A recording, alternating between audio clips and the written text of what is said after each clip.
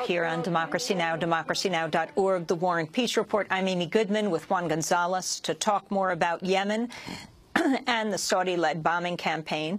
We're joined by two guests in London. Iona Craig is back with us, journalist who was based in Sana'a for 4 years as Yemen correspondent for the Times of London, awarded the Martha Gellhorn Prize for Journalism in 2014.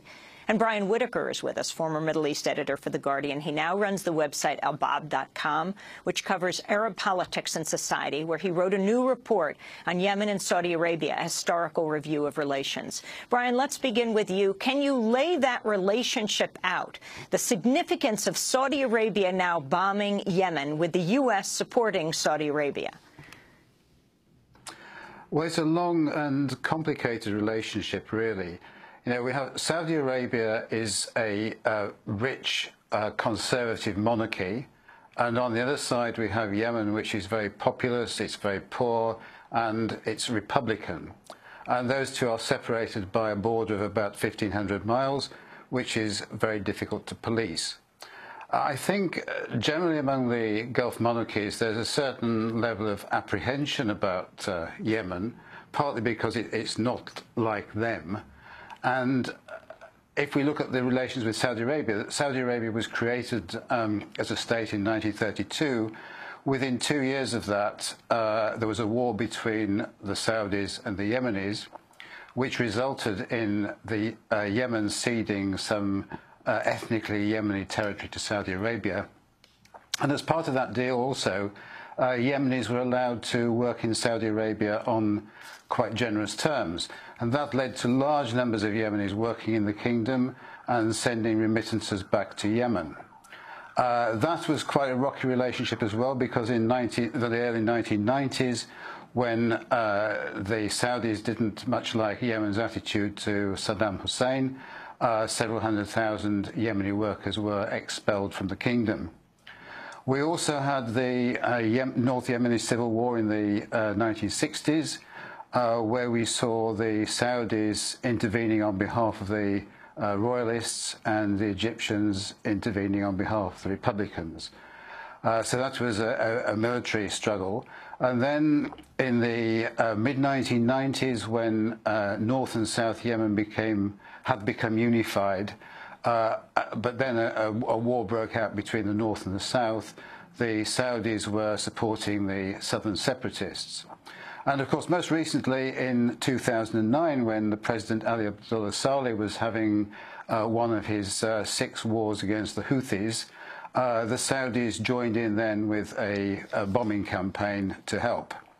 So there's a long history, and also there's a long history, apart from military things, of Saudi involvement in Yemeni politics, which has often taken the form of payments to tribes, politicians and so on. You know, the sort of things that other people would probably call bribes. So, in effect, then, the Yemenis have functioned almost as a reserve labor force for Saudi Arabia. You were mentioning it. Have they also functioned that way for other states in the region? And also, you mentioned there were the unification of Yemen, but for a time there was wasn't there a left-wing government in South Yemen? Indeed, the only Arab Marxist government was in the south, and that disappeared in 1990 when North and South became unified. Then the Southerners had second thoughts about it, and a war broke out in 2004, which lasted a few weeks. And so basically the Saudis were at that stage supporting as they were then, the ex-Marxists who ruled the South. So it's a curious relationship, because at some time or other, the Saudis have supported most of the different factions within Yemen.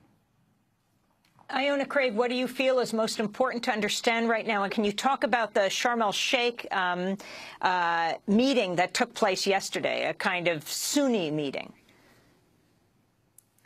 Well, I think at the moment in Yemen, you have to realise that the situation has got to where it is now, largely because of domestic politics as well.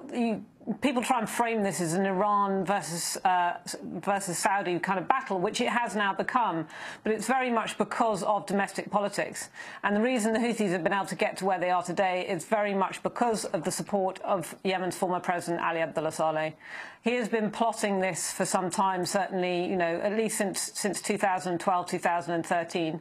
And although they're old enemies, they are now, supporting each other in this battle. So this came about really because Saleh was granted immunity by the GCC in the deal that he signed at the end of 2011. And these are the very same people that are now bombing him today. So there's quite a deep irony in the situation that's going on right now. And although Saleh hasn't been doing that overtly, it was clear and very evident to me when I was on the ground in September when the Houthis took Sana'a that those men that were in plain clothes with Houthi stickers on their Kalashnikovs were in fact the Republican Guard. They were saying it openly, and people recognised them as former Republican Guard soldiers who were under the command of Ahmed Ali Abdullah Saleh's son.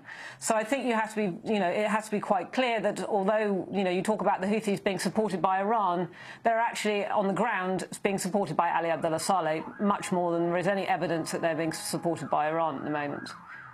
And Iona Craig, as the civil strife in Yemen grows, do you have any sense of what's going on with the jihadi forces within Yemen? And obviously, the United States' big concern, the drone strikes that have repeatedly been targeted within Yemen by the United States?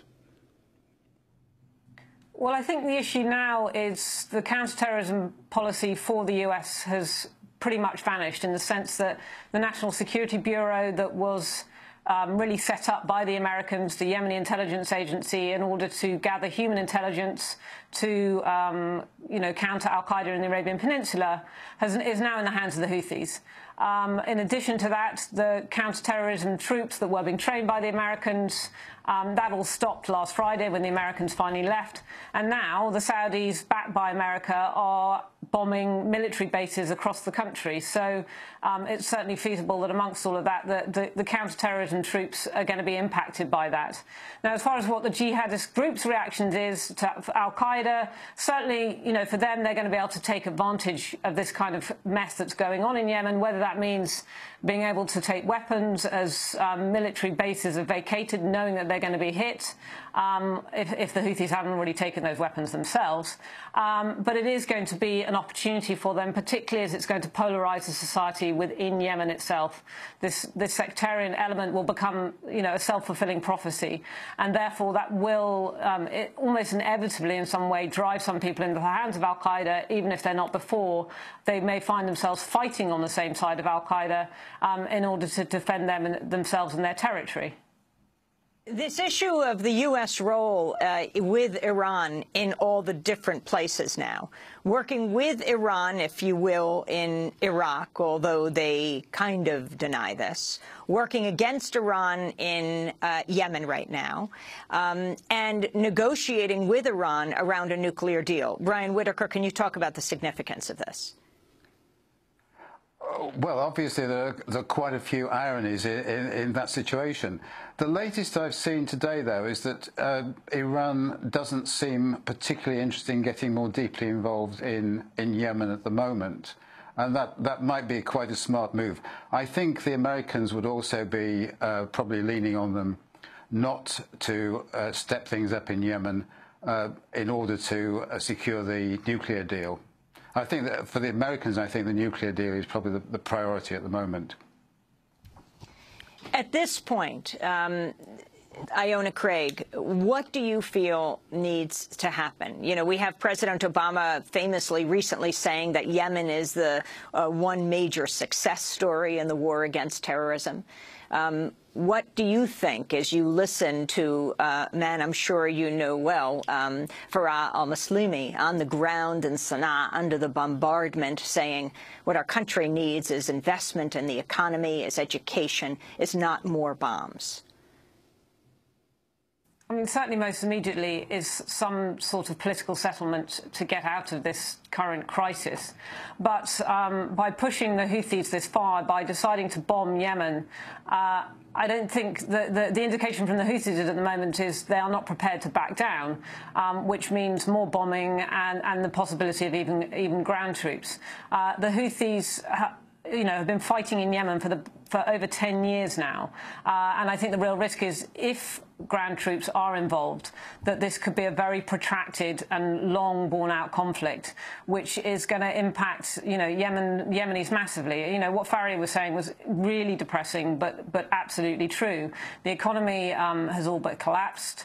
The government, not that there is one really, but there isn't the finances to prop up the civil service indefinitely, and not even for many more weeks. You've got 16 million people in need of humanitarian aid, and that was before this conflict started.